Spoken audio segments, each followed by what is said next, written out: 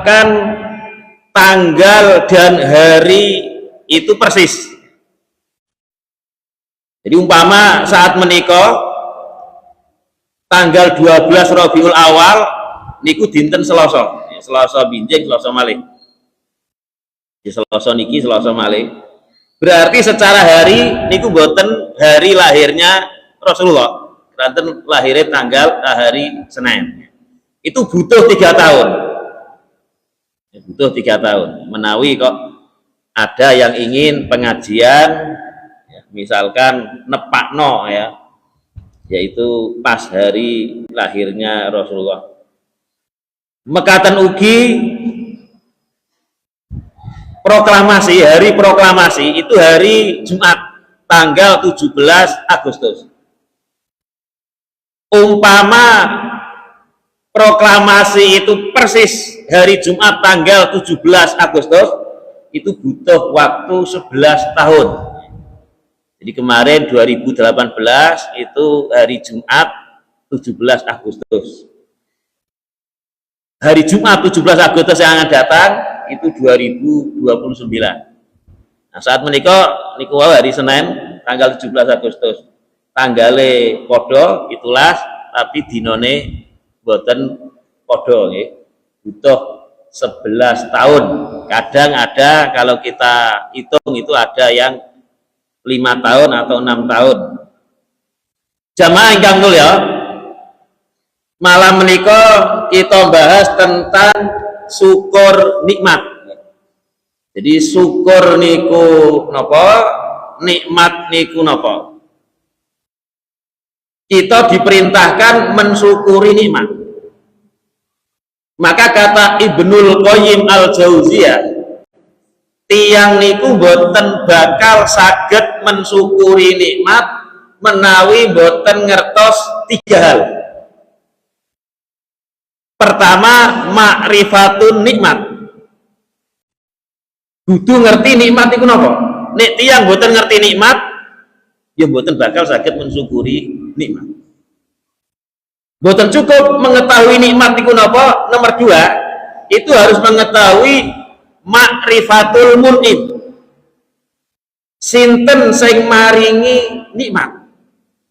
Tiyang ngerti iki nikmat, tapi boten ngerti sing maringi nikmat niku sinten, nggih boten saged mensyukuri nikmat. Saged ngertos nikmat iku napa, saged ngerti pemberi nikmat sinten, tapi boten ngerti cara mensyukuri nikmat, nggih boten bakal saged mensyukuri nikmat.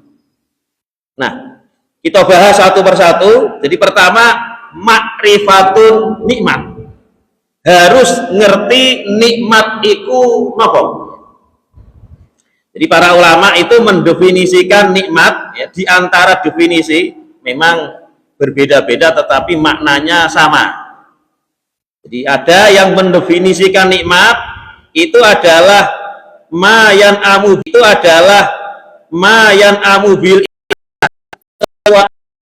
manusia itu merasa nikmat, merasa senang, merasa nyaman, merasa enak, itu nikmat. Menawi sesuatu tersebut niku boten wonten, menungso niku bakal gelisah, bakal menderita. Nah, niku nikmat. Jadi nikmat niku nopo mawon ingkang kita niku merasa senang ketika mendapatkannya, merasa enak, nyaman ketika mendapatkannya. Tapi ketika nikmat itu tidak ada, kita merasa susah, menderita, gelisah, itu nikmat.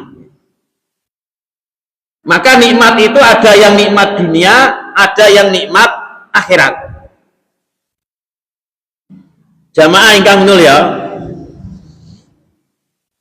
Imam Al-Ghazali beliau membagi tingkatan nikmat itu ada 4. Jadi pertama, tingkatan yang paling rendah yaitu harta. Jadi harta itu tingkatan paling rendah daripada nikmat. Kemudian yang kedua, nikmat sehat. Ini nikmat di atas nikmat harta. Itu yang engkang diberikan harta tetapi kesehatannya tidak diberikan Allah, maka dia akan menderita. Panjenengan umpami disuruh milah ya, nggak ada diberi harta, mau milah salah sitok, atau diberi kesehatan. Diberi harta tapi sakit, tidak diberi harta tapi sehat. Maksudnya tidak diberi harta itu bukan berarti tidak punya uang sama sekali, tetapi dia punya hanya mungkin makan 1 kali sehari. Maka kita, kata Al-Ghazali, maka manusia itu akan lebih nikmat dia memperoleh kesehatan walaupun harta dia tidak mendapatkan. Jadi kadang-kadang tiang sakit tumbas nopo-nopo, tumbas nopo, misalnya sakit tumbas sate, tapi piyambake nggak ada penyakit menawi nedo sate, itu penyakitnya kambuh, maka dia akan ya, sama dengan orang yang tidak punya harta, bahkan jauh lebih menderita. Orang yang diberikan Allah sehat, walaupun nggak punya uang untuk membeli sate misalkan, tapi dia bisa merasakan nikmat-nikmat yang lain. Kemudian nikmat yang ketiga itu sholahul abna, nikmat nggak ada anak yang solih. Walaupun nikmat harta itu nikmat kesehatan, tetapi menawi boten nggak ada anak yang solih, anaknya nyubo terus, maka ini kata Imam Al-Ghazali, nikmat punya anak yang solih itu meningkat ya, lebih tinggi daripada nikmat nomor 1 dan nomor 2. Kemudian yang keempat yaitu ridho Allah. Ini nikmat yang paling tinggi. Jadi kita diberikan Allah suatu nikmat, melakukan amalan yang amalan itu menyebabkan kita diridhoi Allah, maka itu adalah suatu nikmat yang tertinggi. Di Rasulullah dawuh di hadis ya, diriwayatkan oleh Al-Hakim, dianggap hasan oleh Albani, innallaha yu'ti dunya ma yuhibbu wa ma la yuhibbu. Sesungguhnya Allah itu maringi nikmat dunia itu marang tiang engkang Allah cintai, juga marang tiang engkang Allah benci. Jadi nikmat dunia itu diperoleh tiang sing ahli maksiat ge angsal nikmat dunia, tiang ahli ibadah ge angsal nikmat dunia. Jadi nikmat dunia ini diberikan Allah secara umum. Orang yang berharta, nikmat diantara nikmat dunia harta. Orang kafir yang tidak Allah cintai, Allah berikan nikmat dunia. Orang mukmin yang Allah cintai, juga Allah berikan nikmat dunia. Tetapi wala yu'til imana illa may yuhibbu. Nikmat iman itu nikmat yang tidak Allah berikan kecuali kepada orang yang Allah cintai. Maka di antara nikmat iman itu kita sholat berjamaah, itu kan nikmat iman. Berjamaah, sholat berjamaah itu adalah perbuatan yang ditimbulkan dari iman. Maka nikmat sholat berjamaah tidak diberikan Allah kepada orang yang tidak Allah cintai. Makanya kalau ada orang itu beranggapan atau yang jadi patokan orang itu solih atau dicintai Allah, itu patokannya dunia, ini adalah pandangannya orang bukan orang Islam. Jadi ada orang misalkan diberikan jabatan, wah orang itu diridhoi Allah, orang itu dicintai Allah. Pandangan seperti ini itu bukan pandangannya orang Islam. Orang itu diberikan sakit-sakitan, wah orang itu tidak dicintai Allah. Itu pandangannya bukan pandangan orang Islam. Ya, di surat Al-Fajr ayat 15 dan 16, fa ammal insanu idza mabtalahu rabbuhu fa akramahu wa na'amah. Maka adapun manusia ketika Allah menguji manusia tersebut dengan diberikan Allah nikmat berupa dunia, maka manusia itu akan mengatakan Rabbi akraman, Tuhanku memuliakan aku. Perkataan ini bukan perkataan orang Islam, ini perkataan orang-orang yang bukan Islam. Wa amma idza mabtalahu faqadara alaihi rizqu, dan adapun manusia apabila diuji oleh Allah disempitkan rizkinya, maka dia mengatakan Robbi ahanan, Tuhanku telah menghina aku. Nah, ucapan ini itu bukan ucapan orang Islam. Maka di dalam hadis itu disebutkan Allah itu gawok, ya, takjub marang wong mukmin. Jadi Allah takjub terhadap perkaranya orang mukmin. Apabila orang mukmin itu diberikan nikmat dunia, dia bersyukur dan itu baik. Apabila orang mukmin itu dicoba oleh Allah, diberikan musibah, orang mukmin itu sabar, itu juga baik. Maka orang mukmin, ya, itu bisa juga orang kaya itu orang yang dicintai Allah, orang fakir juga bisa dicintai oleh Allah, karena ukuran dicintai Allah bukan masalah dunia, tetapi masalah ketakwaan orang tersebut kepada Allah.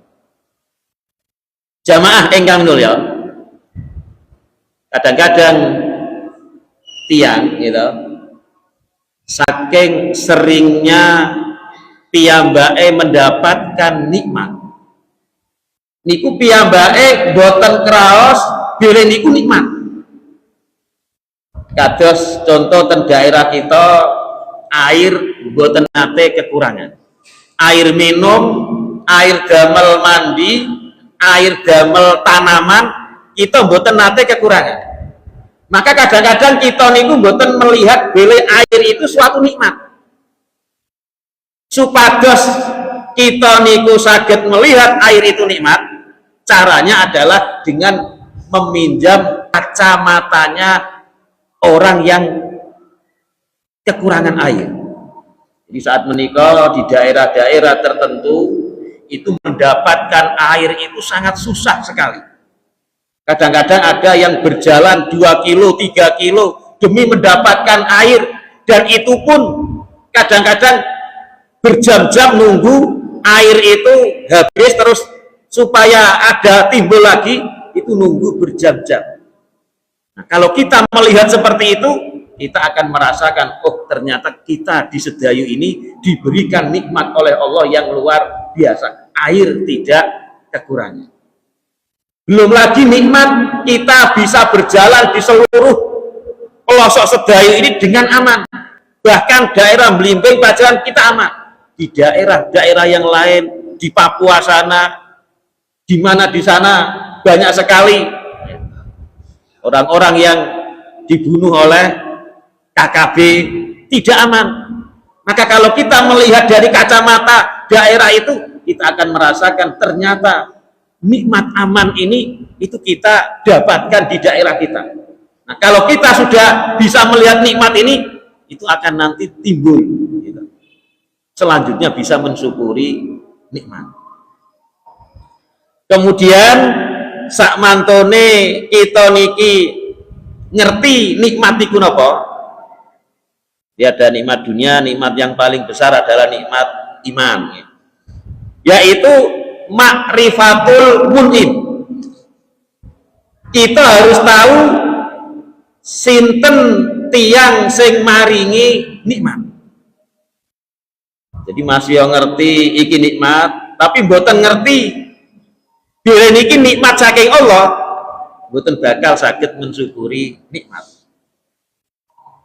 Disebutkan di surat An-Nahl ayat 53, wa ma bikum min nikmatin faminallah.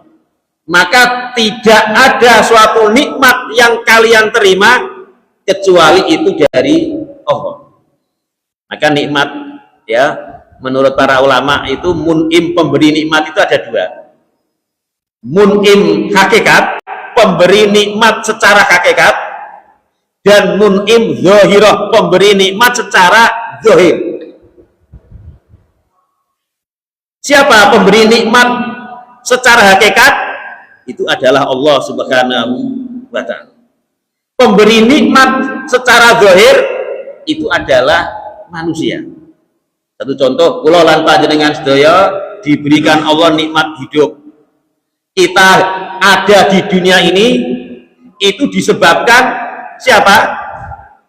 Disebabkan pertama Allah mun'im secara hakikat, kita diciptakan oleh Allah, tetapi Allah menciptakan kita itu melalui perantara kedua orang tua. Berarti orang tua itu adalah mun'im, pemberi nikmat secara zahir. Jadi kadang-kadang tiang, ya, misalkan ibu-ibu diberikan nafkah oleh suami, maka yang pertama harus dilihat itu bukan suami, tetapi yang pertama harus dilihat itu pemberi nikmat ini, itu bukanlah secara hakikat suami. Suami ini hanyalah apa? Perantara saja. Pemberi nikmat secara hakikat itu adalah Allah. Suami ini adalah perantara. Karena tidak mungkin Allah memberikan nikmat langsung dari Allah diberikan ke panjenengan, itu melalui perantara, yaitu suami panjenengan.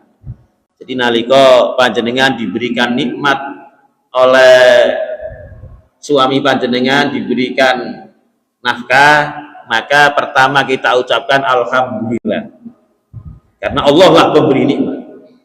Kemudian kita juga harus mengucapkan kepada suami kita, ya, itu adalah dengan jazakumullah, ya. Biasanya matur suwun, ada matur suwun, ada jazakumullah, ya. Ananging menawi wonten tiyang ingkang berbuat baik kepada kita, itu ucapan kita sebagai bentuk terima kasih, itu yang paling bagus adalah jazakumullah atau jazakallah, boleh, atau bahasa Indonesianya atau bahasa Jawanya muga-muga Allah bales panjenengan. Nek kita hanya mengucapkan matur suwun, niku mboten manfaati tiyang sing maringi. Kita diparingi tiyang matur suwun, itu kan matur suwun itu bukan doa, bukan doa, tetapi ucapan terima kasih kita, sehingga tidak ada manfaatnya kepada orang yang memberi kita. Maka supaya ada manfaatnya, ya Rasulullah berikan tuntunan, jika ada orang yang berbuat baik kepada kita, kita harus mengucapkan jazakallah, muga-muga Allah balas panjenengan. Itu bisa manfaati tiang ingkang memberi kita. Jamaah ingkang minulya, memang tiang ingkang memberi niku harus ikhlas karena Allah. Boten angsal arep-arep jaluk ucapan matur suwun atau arep-arep diberi balasan. Di Al-Quran itu ada, ya, manuridu, kami tidak memberikan kalian, ya, karena ingin mengucapkan, supaya kalian mengucapkan terima kasih, jaza wala syukuran, atau kalian membalas kami. Jadi kami memberi panjenengan iku boten arep-arep ucapane panjenengan matur suwun, lan bukan arep-arep supaya dibalas oleh panjenengan. Ini memang dalam Al-Quran ada larangan arep-arep, walaupun yang memberi dilarang arep-arep karena nanti bisa merusak pahala daripada pemberian itu, tetapi Allah memerintahkan kepada orang yang diberi itu supaya orang tersebut membalas dengan ucapan doa jazakallah. Jamaah ingkang minulya, nek tiyang niku boten ngerti pemberi nikmat, maka ini akan berbahaya gitu. Berbahaya kanggo tiyang ingkang diberikan Allah nikmat, karena akan muncul sifat sombong. Jadi Korun ini orang kaya ya, sampai kunci gudangnya itu tidak muat ya, tidak bisa diangkut kecuali oleh beberapa orang, tidak satu orang tapi beberapa orang. Jadi kalau kinten ten Indonesia niki sak soge-soge mboten wonten ingkang gada kunci terus digawa beberapa tiang ini mboten wonten. Digawa tiang setunggal mawon seenteng ya. Nah niki Korun. Nah, napa ingkang diucapkan Korun? Jadi Korun itu dapat harta banyak tetapi dia tidak ya, merasa bahwa ini dari Allah, tetapi ini dari kepintarannya. Di surat Al-Qasas ayat 78, innama utituhu ala ilmin indi. Aku diberi ini itu karena aku pintar. Jadi Korun itu masih menganggap Allah yang memberi ya. Tetapi Allah itu memberi dia itu karena dia pantas untuk diberi, karena dia pandai. Dia merasa kaya itu karena wajar Tuhan itu ridho atau tidak ridho memberikan saya harta, itu wajib memberikan saya harta banyak karena saya pintar. Maka orang yang ketika diberikan nikmat dia lupa kepada siapa pemberi nikmat, itu bahaya, bisa menjadi orang yang sombong seperti Korun, orang yang paling kaya di dunia itu saja ya, sombongnya luar biasa. Jamaah yang mulia, Nabi Sulaiman gitu, beliau orang kaya ya, juga beliau seorang raja, bisa mengerti bahasa hewan, bisa mengerti bahasa jin gitu. Cici kali Mama Gufron gitu, Mama Gufron itu ngawur gitu. Iki Nabi Sulaiman bisa mengerti bahasa jin. Beliau ya di surat An-Naml ayat 40 beliau mengatakan, hadza min fadli Rabbi. Saya menjadi raja, saya menjadi nabi, saya menjadi orang yang kaya, hadza min fadli Rabbi. Itu tidak lain karena karunia Tuhan, bukan karena pinternya saya. Ini beda ya. Makatan ugin, ini nikmat dunia harus sandarkan kepada Allah. Makatan ugi nikmat iman. Kula lan panjenengan sedaya diberikan nikmat iman oleh Allah. Arupi ahli sholat berjamaah, arupi ahli sodako, ahli membaca Al-Quran, ahli tolabul ilmi. Ini nikmat iman. Nah, ini harus kita sandarkan kepada Allah. Kalau tidak kita sandarkan kepada Allah, juga akan berbahaya. Jadi orang yang diberikan Allah nikmat ibadah, ahli ibadah, piyambake lupa bahwa piyambake bisa ibadah ini, mendapatkan hidayah ini, itu karena nikmat dari Allah, bukan karena solihnya dia, apiknya dia, bukan. Maka kalau orang lupa pemberi nikmat itu bahaya, walaupun itu nikmat iman. Sebagaimana di dalam hadis tentang ahli ibadah masuk neraka, ahli maksiat masuk surga. Yaitu ada orang yang ahli ibadah, piyambake mengucapkan ucapan sombong kepada orang yang ahli maksiat dengan mengatakan, demi Allah engkau tidak akan bisa masuk surga, demi Allah, Allah tidak akan mengampuni engkau. Maka ucapan sombong ini itu menyebabkan dia masuk neraka. Jadi Allah mudah saja mengambil nikmat iman dari seorang hamba, nikmat imannya hilang menjadi nikmat yang bisa menyebabkan dia masuk neraka. Ya, di dalam hadis itu kan disebutkan ada orang yang dari kecil sampai dewasa itu piyambake ngelampai amal sholih.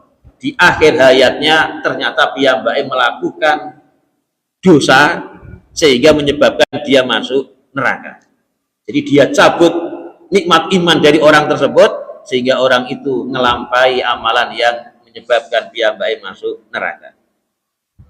Kemudian yang ketiga terakhir, ma'rifatul mun'im, ma'rifatu syukrin nikmat, harus mengetahui bagaimana cara mensyukuri nikmat. Jadi walaupun ngerti ini nikmat, ngerti pemberi nikmat Allah, tapi boten ngerti cara mensyukuri nikmat. Syukur nikmat itu ya didefinisikan oleh para ulama al-iktirafu bi'in amil mun'im, yaitu mengakui bahwa nikmat yang dia peroleh itu nikmat dari pemberi nikmat, yaitu Allah. Wal qiyamu bi ta'atil mun'im. Yang kedua, setelah meyakini bahwa ini nikmat dari Allah, yang kedua dia menggunakan nikmat tersebut dalam rangka untuk mentaati Allah. Jadi yang dikatakan syukur nikmat, mengakui bahwa nikmat ini dari Allah, kemudian menggunakan nikmat tersebut dalam rangka mentaati Allah. Itu syukur nikmat. Tiang, terus para ulama, tiang engkang diberikan nikmat, kemudian menggunakan nikmat tersebut dalam rangka melakukan hal-hal yang dimurkai Allah, maka kehilangan nikmat itu lebih baik baginya daripada diberikan nikmat tetapi tidak mensyukuri nikmat tersebut. Sebaliknya, tiang engkang diberikan nikmat oleh Allah, dia meyakini ini nikmat dari Allah dan dia menggunakan dalam rangka mentaati Allah, maka syukurnya ini jauh lebih baik daripada nikmat itu sendiri. Ya, disebutkan di dalam hadis, ya, diriwayatkan oleh Ibnu Majah, dianggap hasan oleh Albani, ma'an amallahu ala abdin nikmatan, tidaklah Allah memberikan nikmat kepada suatu hamba, kepada seorang hamba. Faqala, kemudian hamba itu mengatakan alhamdulillah, illa kana alladzi aqta, maka yang dia ucapkan alhamdulillah itu afdhala mimma akhad, itu lebih baik daripada nikmat yang dia terima. Panjenengan diberikan nikmat oleh Allah Subhanahu wa taala dapat makan, terus panjenengan meyakini ini nikmat Allah, terus panjenengan mengucapkan alhamdulillah, maka ucapan alhamdulillah itu lebih baik daripada yang panjenengan terima. Panjenengan diberikan nikmat Allah saged tumbas sepeda motor, panjenengan yakin ini dari Allah, terus mengucapkan alhamdulillah. Kata-kata alhamdulillah ini jauh lebih baik daripada nikmat sepeda motor itu sendiri. Panjenengan diberikan nikmat Allah thalabul ilmi, ini pahalanya besar. Panjenengan meyakini ini nikmat Allah, panjenengan mengucapkan alhamdulillah dengan yakin bahwa ini nikmat dari Allah, maka ucapan alhamdulillah itu lebih baik daripada pahala karim tersebut. Nah, ini kita syukur nikmat. Sebagian tiang kadang-kadang gitu, ini wonten tanya jawab,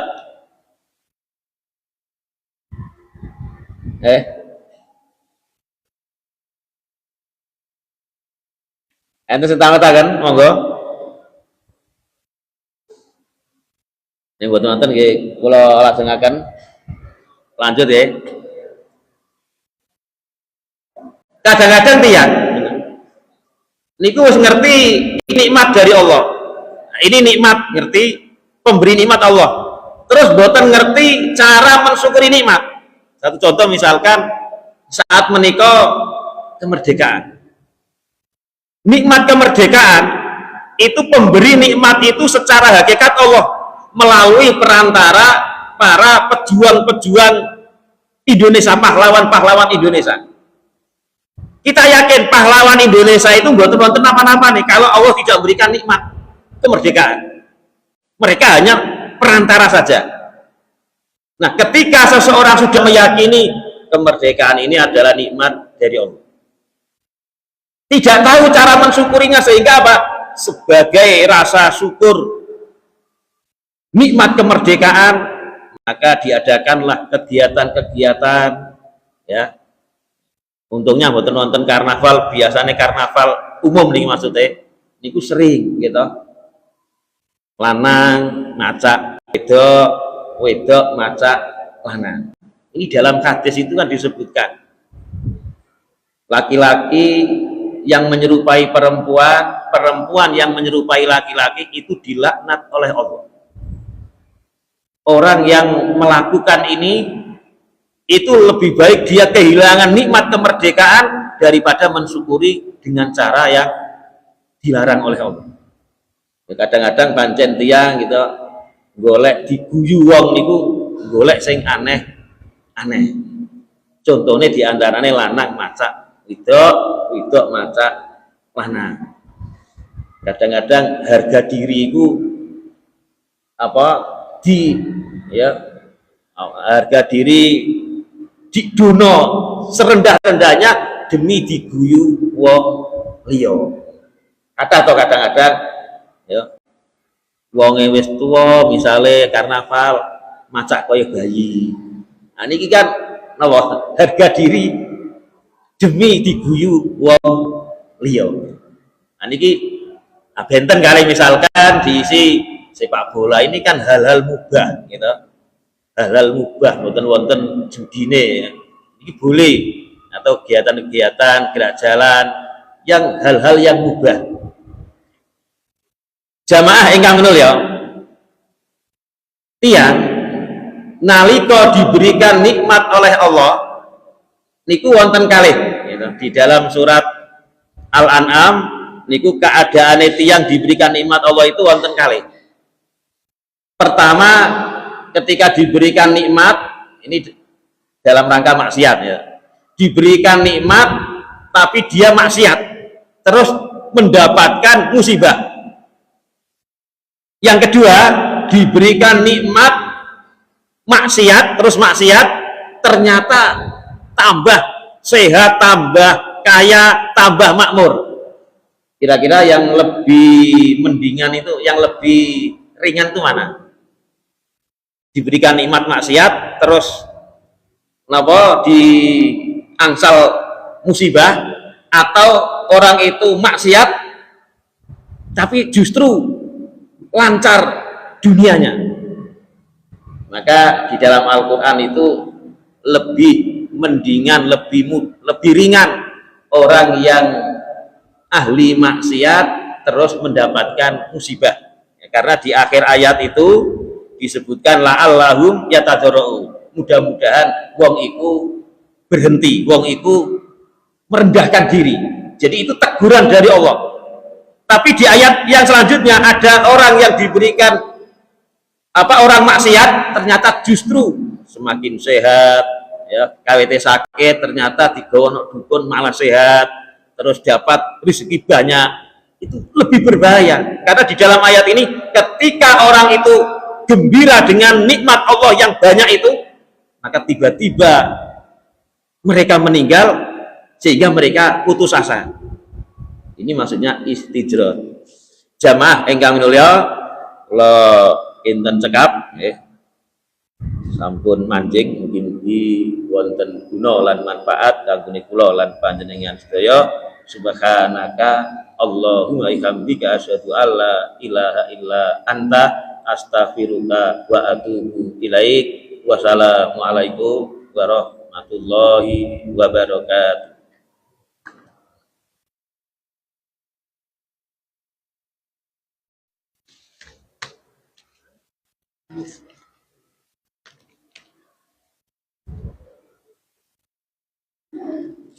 Allah